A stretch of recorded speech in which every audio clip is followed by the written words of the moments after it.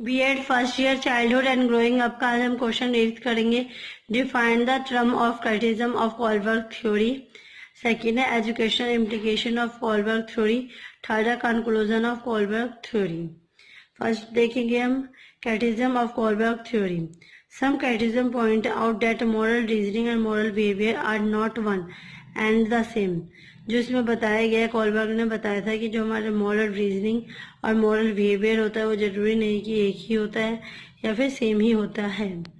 Kohlberg had not acknowledge that people could be capable of making mature moral judgement at fail to live morally. इसमें क्या गया था, जो Kohlberg थे वो बिल्कुल तरीके से नहीं जानते थे किस तरीके से जो पीपल होते हैं कैपेबल होते हैं कि वो किस तरीके का मैच्योर होंगे, किस तरीके से होंगे, और प्लस में वो अपना जजमेंट को किस तरीके से कर पाएंगे जिसमें कि वो खुद को मॉरली लाइफ में फेल ना कर सके।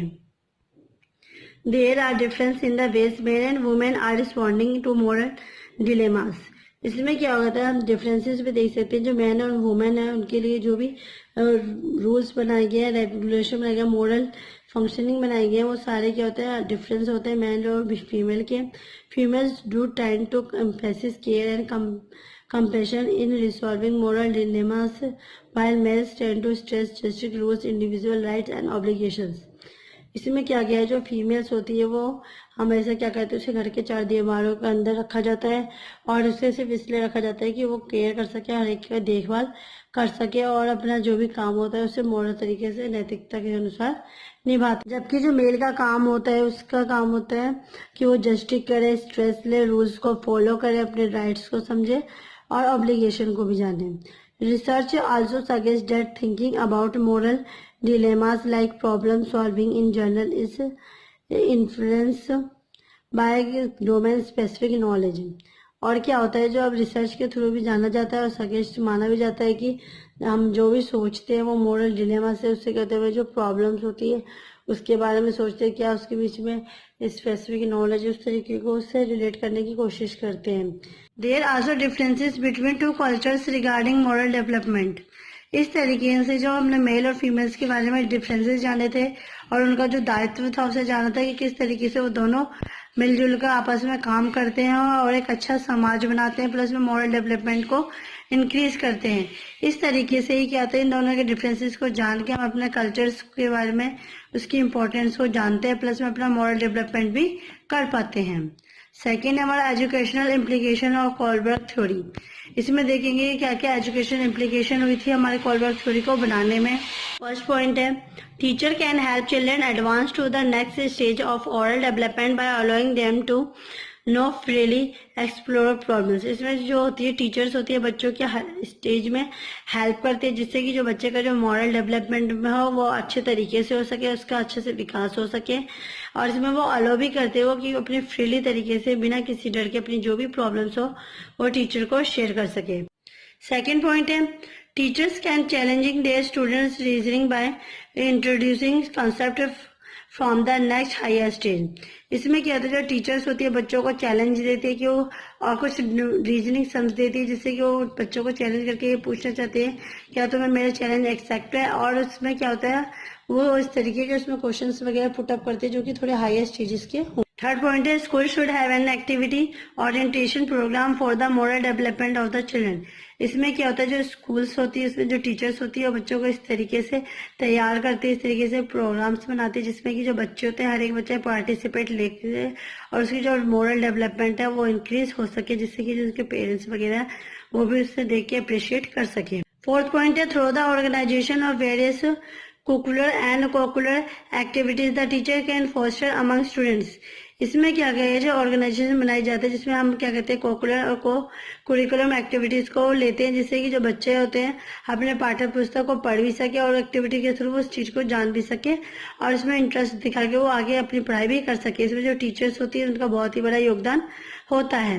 Fifth one, in teaching of different subject like language and social studies etcetera the teacher में stress moral qualities like love, sacrifices, self-control, uprightness, etc. इसमें क्या होता है, जो टीचर्स होते हैं, जो टीचिंग सब्जेक्ट होते हैं वो डिफरेंट होते हैं, जैसे लैंग्वेजेस के लिए अलग होते हैं, सोशल स्टडीज के लिए अलग होते हैं। इसमें जो टीचर्स होती है बहुत ही ज्यादा स्ट्रेस लेती है कि बच्चों को हम किस तरीके से पढ़ाएं या किस तरीके से टीच करें कि जिससे कि जो बच्चों की जो क्वालिटीज है वो इंक्रीज हो सके। इसलिए जो टीचर्स होती है love, sacrifices, self control, uprightness etcetera, इस चीजों के थ्रू जो टीचर्स होती है बच्चों को ज्यादा से ज्यादा चीजें समझाने की कोशिश करती है, जिससे जो बच्चे होते हैं वो ज्यादा से ज्यादा चीजों को समझ सके और अपने डेली लाइफ रूटीन लाइफ में ला सके। A list of some suggested activities for the moral development of a student is given below। इसलिए एक लिस्ट बनाई गई है जिसमें हम कुछ एक्टिविटीज के थ्रू जो बच्चे हैं उसके अंदर डेवलपमेंट, मोरल डेवलपमेंट कर सकते हैं। जैसे first, arranging community and school get together. इस तरीके की कम्युनिटीज बनाई जाए, अरेंज की जाए, जिससे कि हम बच्चों को एक साथ रह सके, रख सके और प्लस में स्कूल भी एक साथ भेज सके। सेकेंड है organising groups, project, camps, social service programmes and games. जैसे के ग्रुप्स बनाने चाहिए जिसमें कि हम बच्चों को project, camps, social service programmes, इन सब चीजों को पार्टिसिपेट करवा सके या फिर कहीं घूमने जा सके, जिससे कि हम बच्चों को उसके बारे में अच्छे से बता सके, जिससे कि जो बच्चा को चीजों को देखेगा तो बहुत अच्छे तरीके से समझ पाएगा। Conclusion of Kohlberg theory. अब देखेंगे इसके क्या क्या कंक्लूजन थे। Kohlberg stages are not culturally neutral as demonstrated by its application to a number of different cultures। इसमें क्या गया था, जो कोलबर्ग की जो स्टेटिस थी वो कि उसका मतलब ये नहीं था कि उनका जो कल्चर था वो बिल्कुल ही न्यूट्रल था, परंतु इसमें इन्होंने डिस्क्राइब किया था, डिटरमाइन किए थे तरह तरह की एप्लीकेशंस को इसमें फॉलो किया गया था, तरह तरह की इसमें स्टेजेस को लिया गया था, जिससे कि क्या उनके जो डिफरेंट स्टेजेस होते हैं उसे पता कर सके। Although they progress from through the stages in the same order, individual in different cultures seem to do at different rates। इसमें क्या किया था कि जो भी बच्चों के अंदर प्रोग्रेसेस आती है इन स्टेजेस में, उसने ऑर्डर एंड फॉलो किया, उसे देखा, उसके बाद उसने क्या कहा कि हर एक इंडिविजुअल की अलग अलग तरीके से कल्चर्स के बारे में बताया जाए, उसे समझाया जा सके, जिससे कि जो बच्चा है उससे भी वो अच्छे तरीके से कर सके, जिससे कि जो बच्चा होगा वो अच्छे तरीके से चीजों को समझेगा तो आगे जाके वो अच्छा इंसान भी बन सकेगा।